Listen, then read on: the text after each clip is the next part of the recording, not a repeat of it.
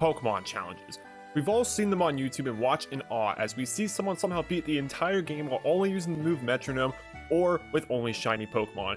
And after seeing these myself, I wanted to do a challenge of my own that no one has ever done before, but I didn't know what the challenge should be. So then one day, I was doing Wonder Trades on Pokemon Comb and saw this strange Ralt with a purple symbol next to it that I've never seen before. So after a quick Google search, I realized this Ralt had Pokerus. I've been playing Pokemon since Diamond and Pearl came out in 2006, and I've never heard of Pokerus. What is it exactly? Well, it's a microscopic life form that attaches itself to Pokemon first appearing in Generation 2. And when a Pokemon has this virus, it gains double the effort values from battling. In simpler terms, Pokerus is the equivalent of steroids. Oh yeah, and did I mention that you only have a 1 in 21,845 chance of finding a Pokemon with it? Yeah, no wonder why I've never heard of it until now. That's rarer than a shiny. A freaking shiny. So that got me thinking, can you beat a Pokemon game while only using Pokemon with Pokerus? Well, the short answer is yes, but how long exactly would it take to complete? Well, that's what we're going to find out today, but before this video starts, consider subscribing to the channel and liking this video so the YouTube algorithm knows that you enjoy this type of content. Now let's get started. The game I chose to do this challenge on was Pokemon HeartGold and SoulSilver, which I picked for a few reasons. First of all, my starter Pokemon needs to have Pokerus, so I need to play a game that gives you the starter quickly. I'm looking at you, X and Y. Number 2, since I can emulate the game, I can speed it up so this challenge doesn't take forever and I can actually upload this video before I turn 65.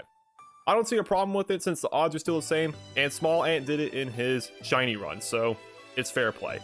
And third of all, HeartGold and SoulSilver, once you get the starter, you don't have to do a rival battle right after receiving it, so I can just check to see if it has Pokerus and then reset the game if it doesn't. Yet again, another time save. The rules for this challenge are simple. I can only use Pokemon with Pokerus. If a Pokemon faints in battle, I have to release it.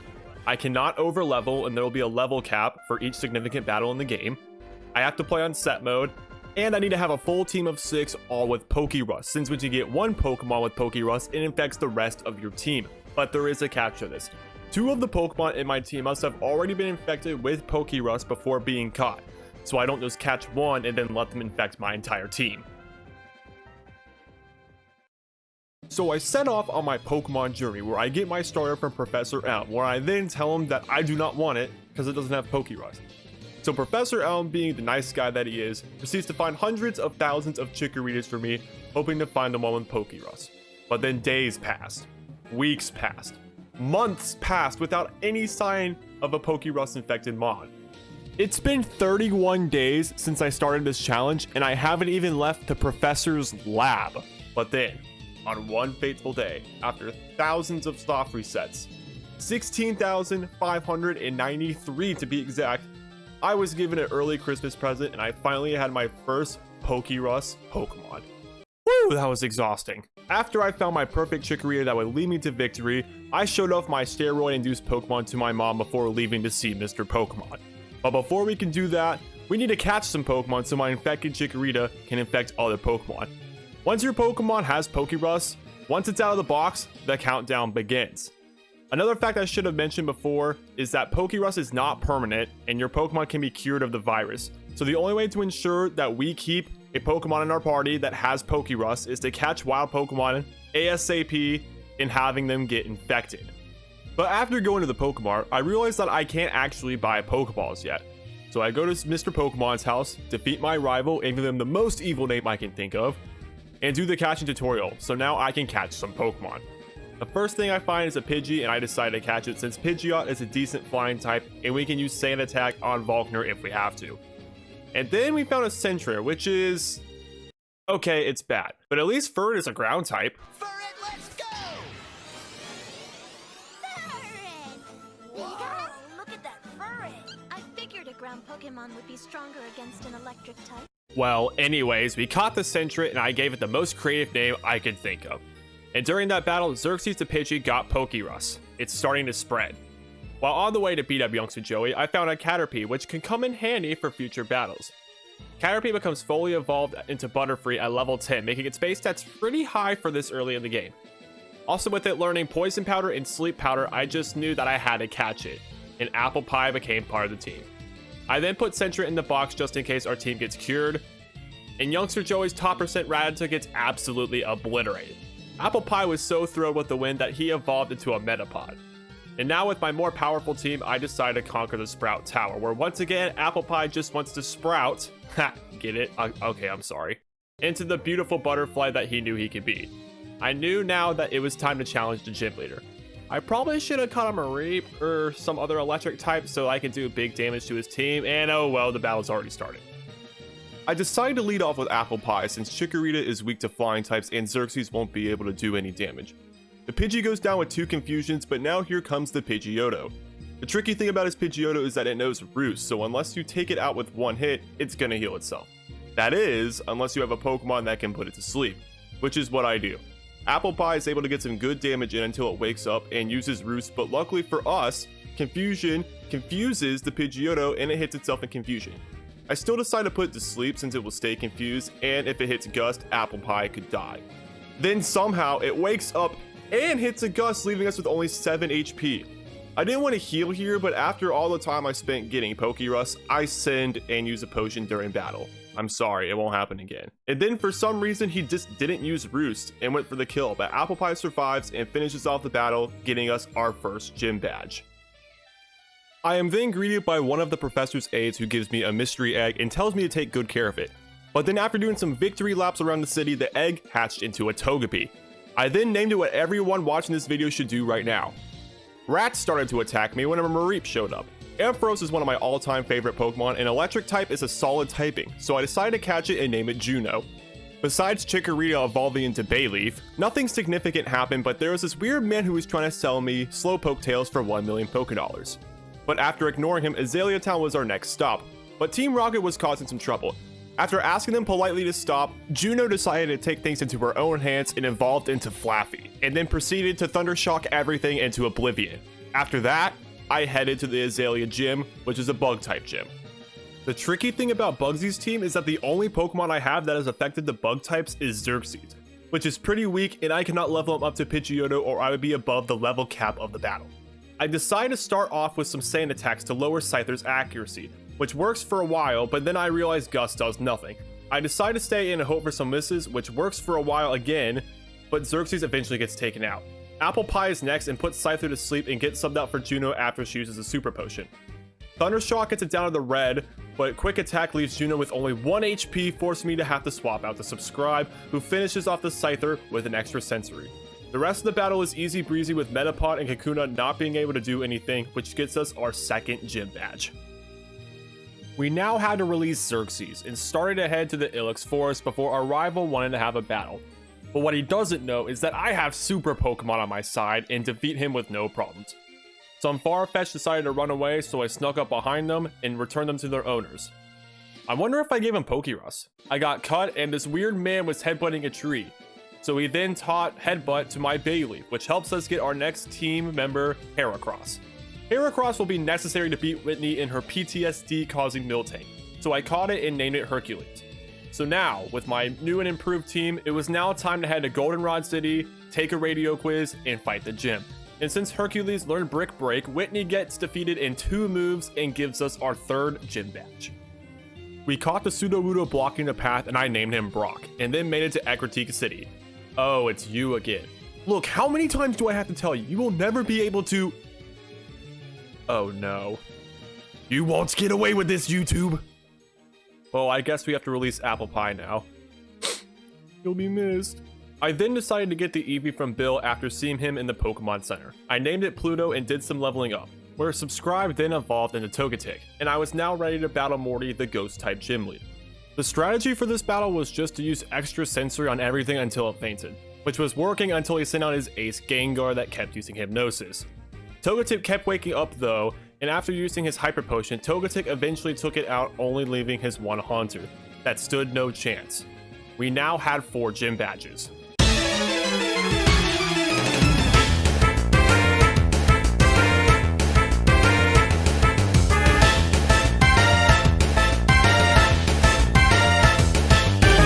After getting the 4th badge, I saw that Team Rocket was torturing everyone with their horrible dancing, so I stopped them and am praised as a hero, where I am then given the reward in Surf. Surf is required to get to the next city, so I head to the Olivine City shore, fish up a Staryu that I named Moon, teach it Surf, and make it to Cianwood City. I tried to catch Suicune, but it ran away from me, and Eugene, being jealous of me seeing Suicune all the time, challenges me to a battle. This Pokemon were pretty tricky to defeat since they always use Disabled and Hypnosis, but Subscribe is too much for his Haunter, and we get the win, giving us more momentum to challenge Chuck. Just like the last gym battle, I start off with Subscribe and use Extra Sensory on his Primate, which goes down in 2 hits. But here comes his Poliwrath, which can pack a punch. I start off with Yong and decide to swap into Bayleaf, who survives a Focus Punch. I use Magical Leaf to get it down to the red when Poliwrath uses his Citrus Berry and then wakes up.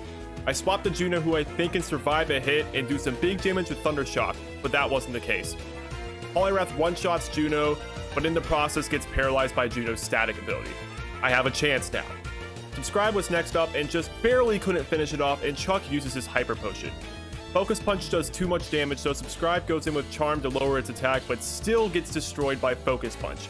I then realize that Hercules has Aerial Ace and is resistant to fighting types, and finish off his Poliwrath, getting us our 5th badge. We lost a huge chunk of our team that now needs to be replaced. I still don't have a water type since I can't find a water stone without the Pokeathlon, and with Juno gone, I decided to get a Chinchou since it's both electric and water. Lantern isn't the best Pokemon out there, but perfectly fits the needs for our team and is a cool Pokemon I've never used before. So I caught it and named it P. Sherman. Comment down below if you get that reference. I then head to the lighthouse where both P. Sherman and Pluto evolved into Lantern and Umbreon. Poor Amphi is sick and needs some medicine in Cianwood City, which I get and give to her, and with the lighthouse working once again, I can now finally challenge the Olivine Gym. Hercules is the star of the show since his Brick Break can and will destroy her Magnemites, but her Steelix is a different story.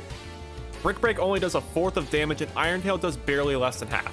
I decided to be risky and use Counter since I knew she would use Iron Tail again, but if Steelix gets a critical hit, Hercules will faint, but luckily for us, he lives with 8 HP and takes it down with Counter, getting us our 6th gym badge. Mahogany Town is our next step, and I visited the souvenir shop, and they were talking about an experiment turning Magikarps into Gyarados. So I investigate the Lake of Rage and see a red Gyarados, which I decided to catch and name Gyarados. I know, I have the best nicknames ever. I'm then greeted by Lance, who offers me to help him investigate a mysterious radio broadcast coming from the souvenir shop, which is causing the Magikarps to evolve into Gyarados. Once there, Lance found a secret staircase which led to a Team Rocket secret base. Pluto is pretty underleveled, and since Team Rocket has level 18 Rattatas, even though I have 7 gym badges, like seriously, how are you guys so bad? He catches up to the rest of the team before we fight the Rocket admins. It also turns out that not even the admins have any good Pokemon and get absolutely destroyed by me and Lance. We were then left with no other choice and had to take out the Electros to stop Team Rocket's experiment. And after getting Whirlpool, I am now ready to take on Captain Price and his army of Ice-type Pokemon. P. Sherman leads off since Seal is part water and takes it out with Spark. Pillow-Swine comes in next, and I swap to Pluto to use Confuse right before swapping out after getting hit with Blizzard. I send out Gyarados for his first battle, thinking Dragon Rage would do some good damage and take it out rather quickly. Pillow-Swine barely lives though, and gets a critical hit on Gyarados, knocking it out. And once again, I forgot that Hercules is super effective against yet another gym leader. Gyarados' death could have been easily avoided, but we have to keep moving. And we finish off the battle, winning us the 7th badge. Team Rocket then hosts a Halloween party without inviting me, so I get a costume and try to sneak in when my rival rats me out, when I then decide to force my way into the party. Turns out that it was super lame, so I decided to take down Team Rocket once and for all. Bayleaf then evolves into Meganium just before getting to the Rocket admins. Team Rocket finally decided I had enough of my insulting and gave me a run for my money. I don't even want to commentate over this battle, just watch as I almost lose the run to Team Rocket of all people.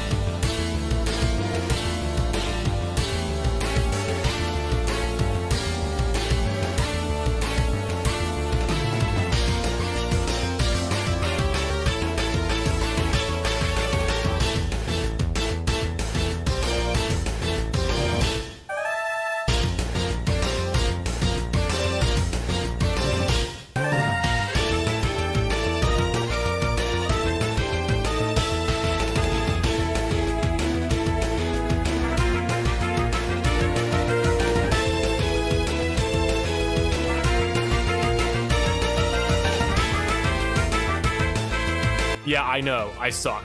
I get the basement key and save the director, who gives me the card key, allowing me to get further through the radio tower. I then take out the next 2 admins with less trouble before making it to the final rocket boss, Executive Archer. Archer leads off with a Houndour, which P. Sherman takes out with no issues.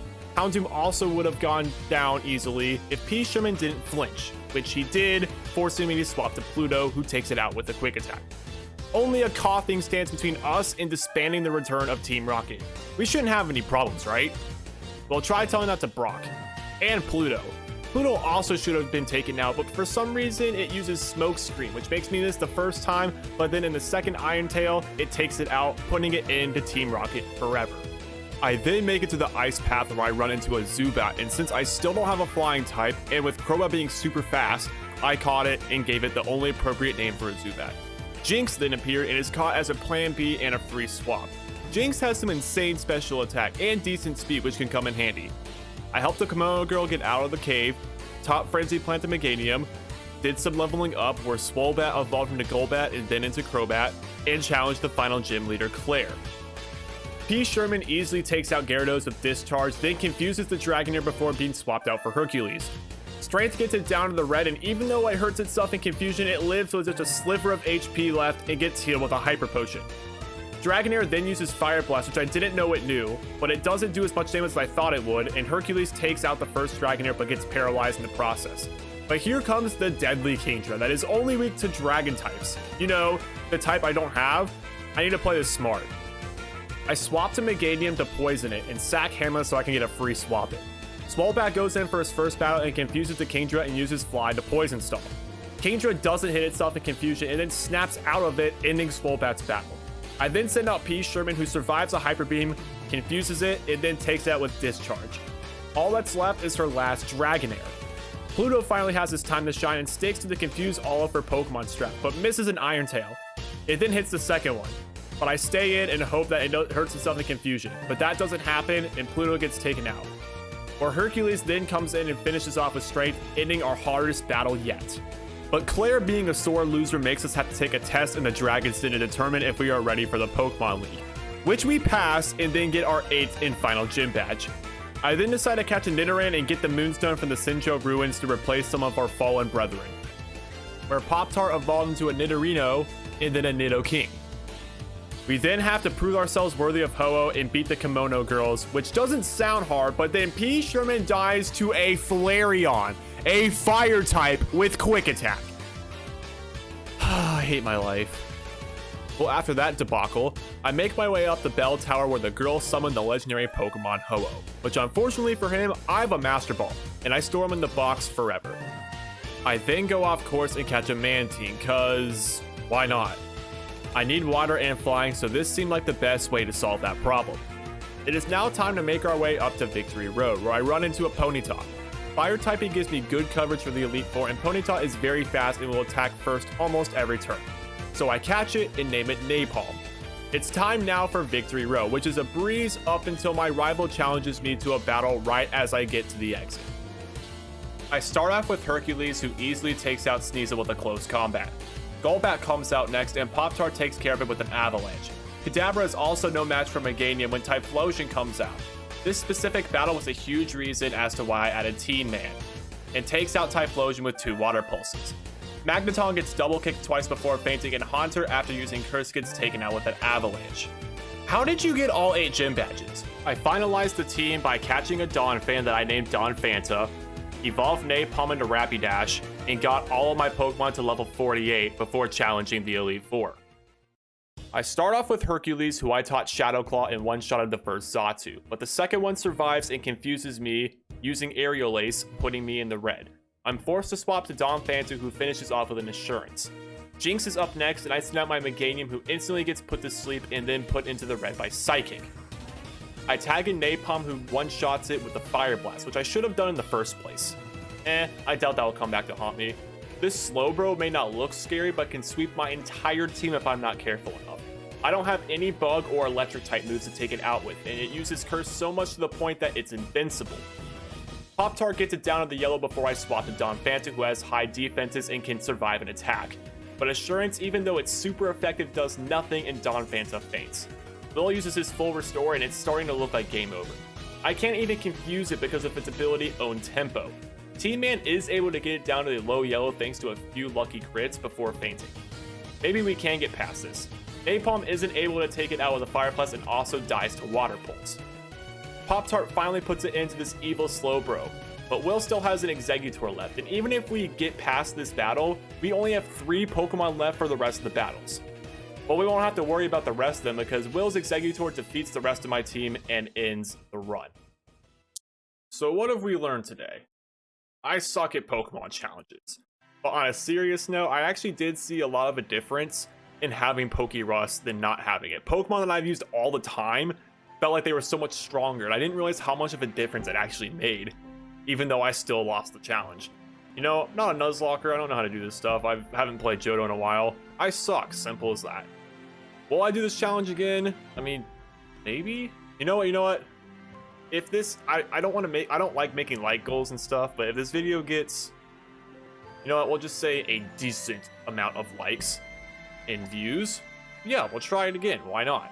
I had a lot of fun doing it, even though I made a lot of dumb decisions through the challenge, but you know, you live and you learn, so simple as that. Anyways, I hope you guys did enjoy the video. If you did, make sure to leave a like and subscribe, and I'll try to do more challenges involving Pokemon. I'll see you guys later. Peace out.